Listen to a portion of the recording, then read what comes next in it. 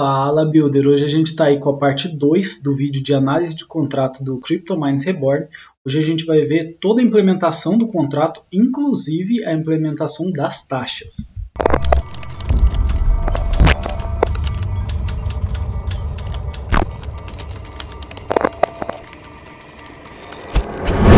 E aí, Builder, tudo bem com você? Eu sou o Kip, você está no canal Web3 Dev, canal conteúdo exclusivo para developers de Web3. Então, se você quiser ajudar a construir a nova internet, considere já se inscrever no canal e acessar nosso Discord aí na descrição, que vai ter bastante coisa para você ver lá e você vai aprender bastante.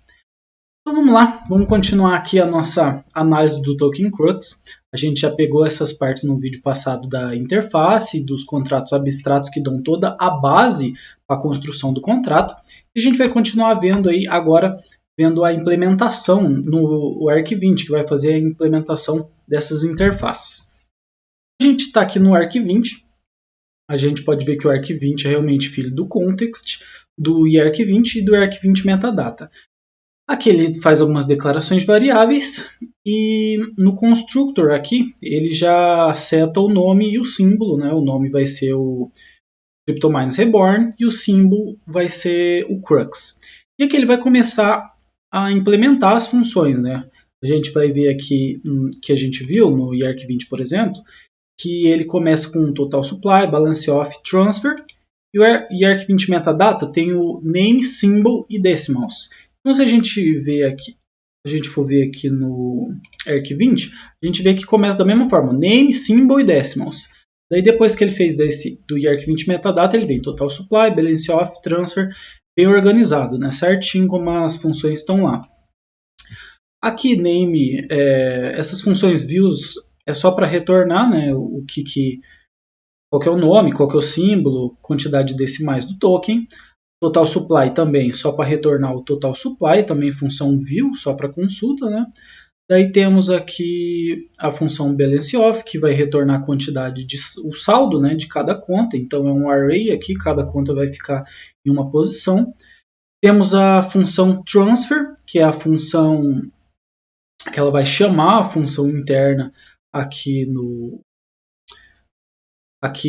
desse próprio contrato, e aqui você pode ver que a função está sobrescrevendo, né, aqui com o override, ela está sobrescrevendo uma função anterior, mas como aqui ele não está usando,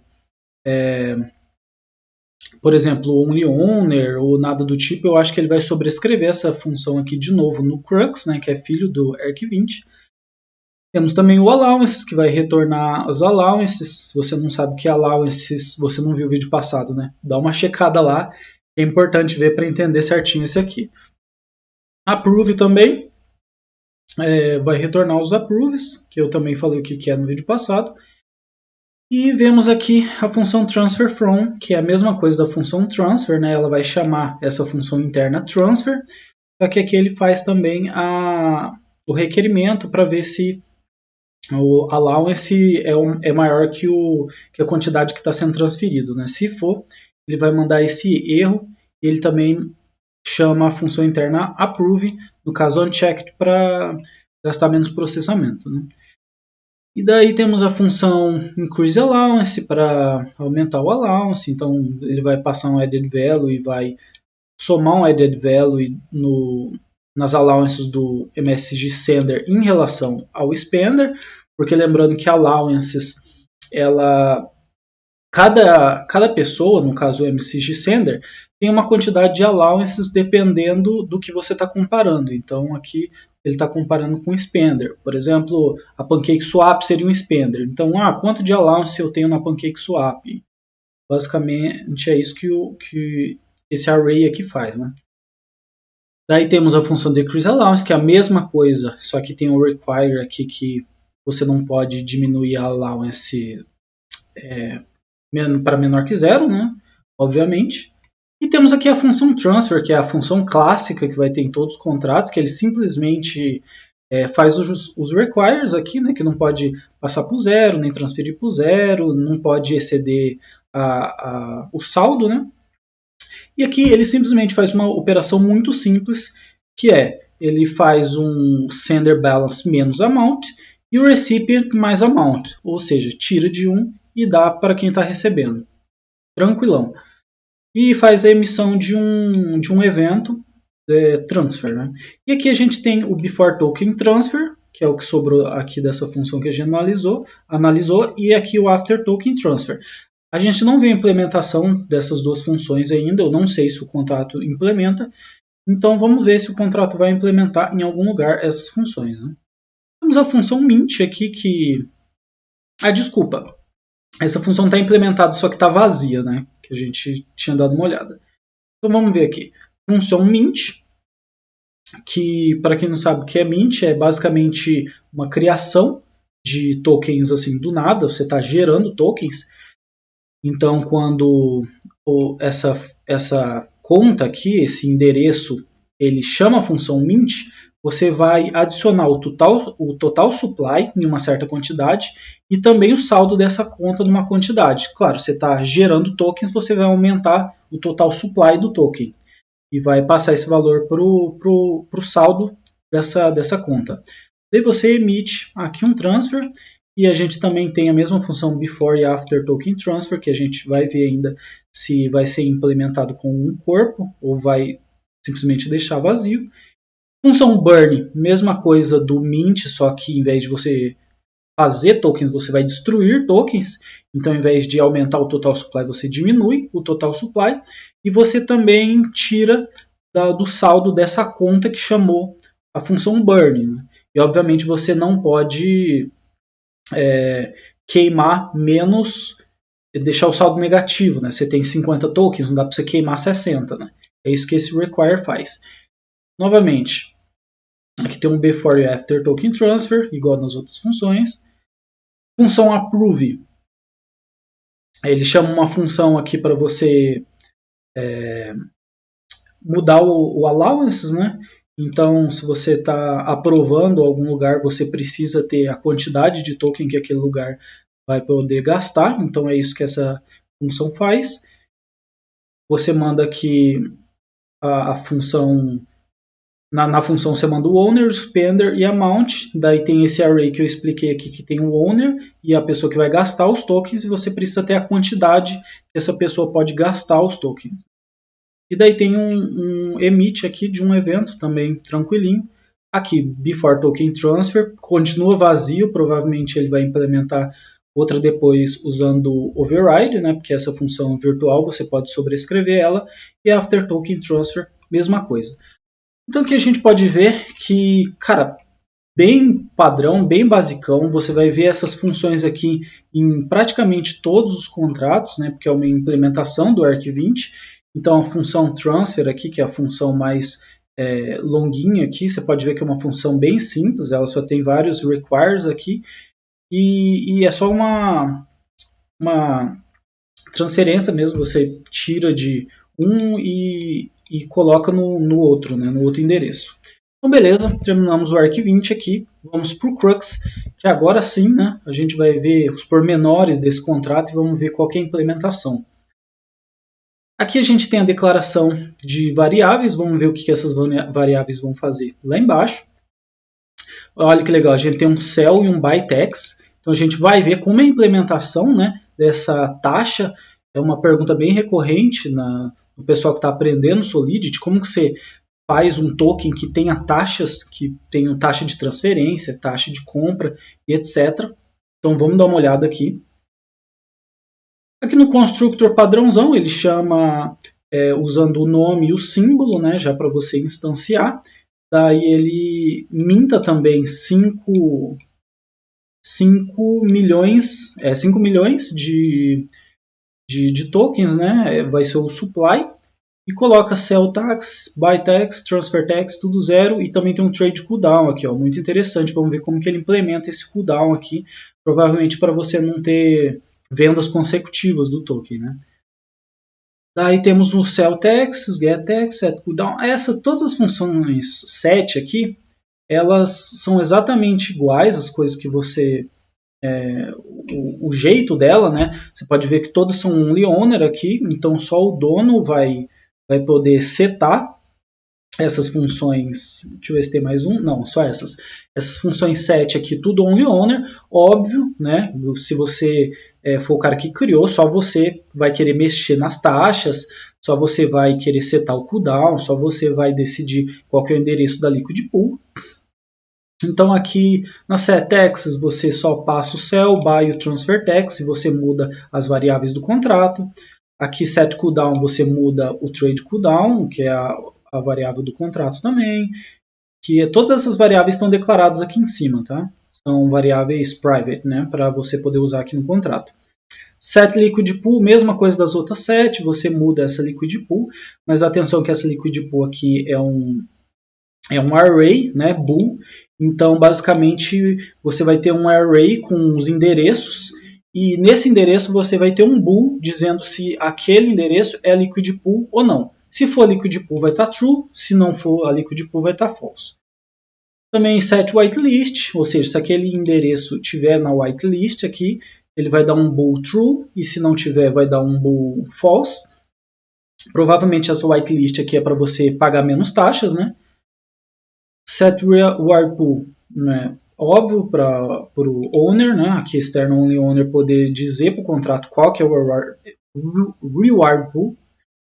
E aqui chegamos no mais interessante nesse contrato. Vamos ver como que ele implementa as taxas e tudo mais.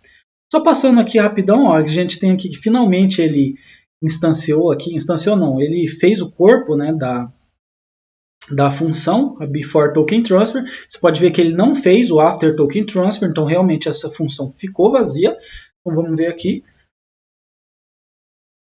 Tem só um require aqui para você, o to, né, que é o endereço que você mandou o token, não pode ser o contrato, né? Senão ele vai dar um erro aqui, ó, no transfers to contract allowed. Você não pode transferir tokens para esse contrato.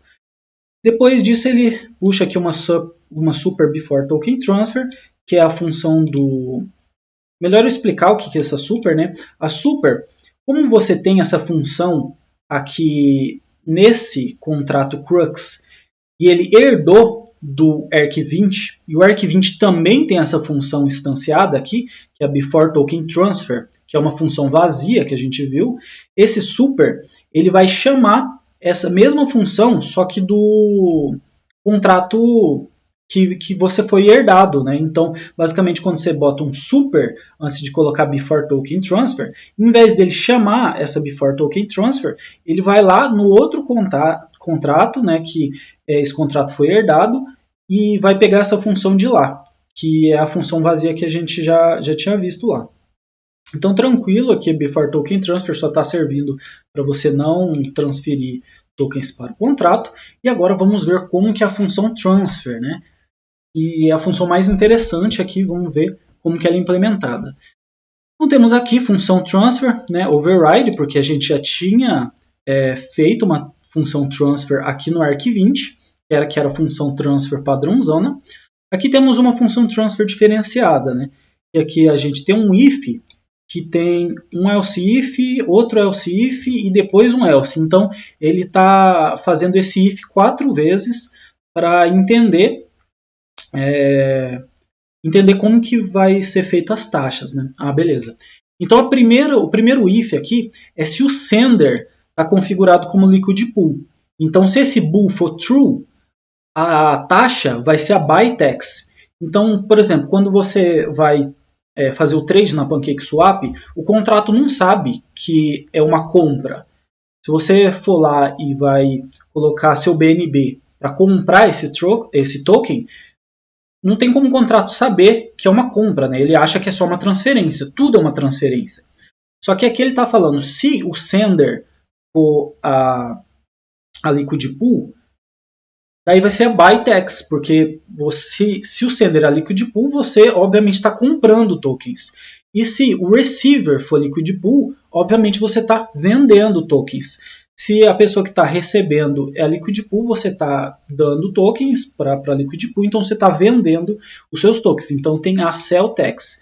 Você vê que ele faz uma continha aqui, amount vezes buy tax sobre 100, né? Porque isso aqui ele quer que esteja em porcentagem. Então, por exemplo, se ele quer 5%, ele vai botar 5 aqui.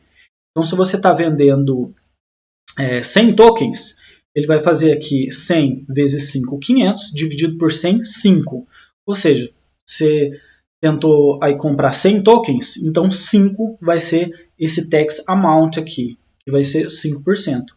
Mesma coisa aqui no cell, né? Amount vezes cell tax dividido por 100. E daí ele manda um require aqui. Ó, que legal. Esse require, ele está dentro do cell aqui. Aqui ele coloca a justificativa, ó, você não pode vender consecutivamente.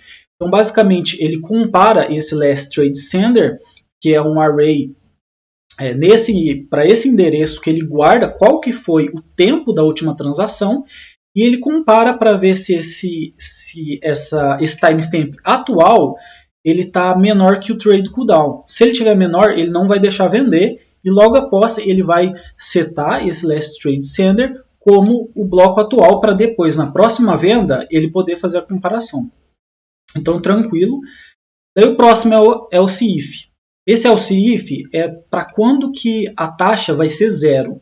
A taxa só vai ser zero se você tiver na whitelist, ou seja, se o sender tiver na whitelist, se o receiver tiver na whitelist, ou se o sender ou o receiver for reward pool. Óbvio, porque se o sender ou o receiver for reward pool, a gente já setou a taxa aqui, que vai ser o buy e o sell tax.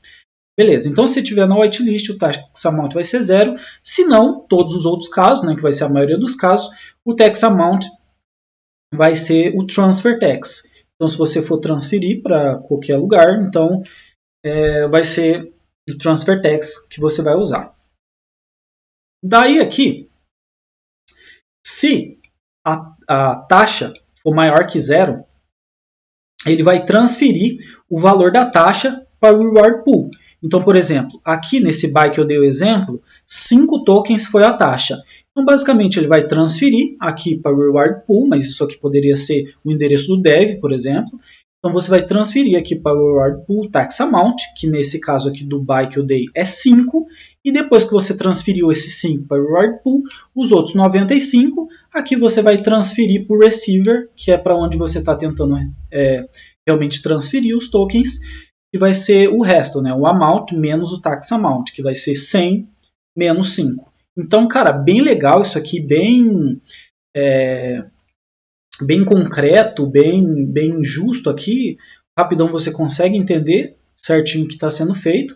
Então, eu achei um contrato muito bem implementado. Eu queria mostrar realmente esse contrato por causa dessa função transfer, essa taxa que é um negócio bem padrão, que gera bastante dúvida, né, em quem está começando, porque é um negócio bem clássico que você precisa fazer. Então é isso, estou ficando por aqui. Se você achou que esse vídeo foi instrutivo, por favor, considere deixar o like, aí que ajuda bastante o canal. E é isso, muito obrigado por chegar até aqui, videozinho longo, valeu!